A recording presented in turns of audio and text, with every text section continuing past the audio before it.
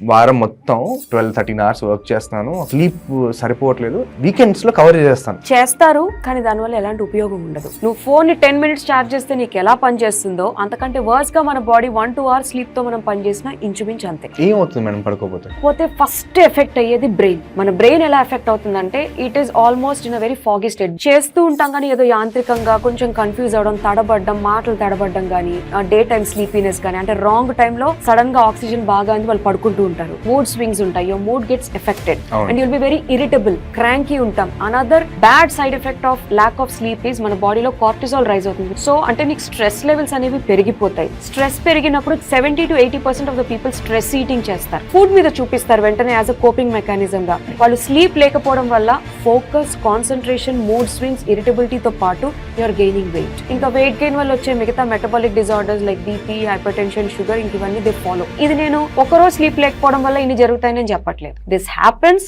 Insufficient sleep నువ్వు కనీసం ఒక 1 week 10 days చేసుకున్నా your body has counter effects.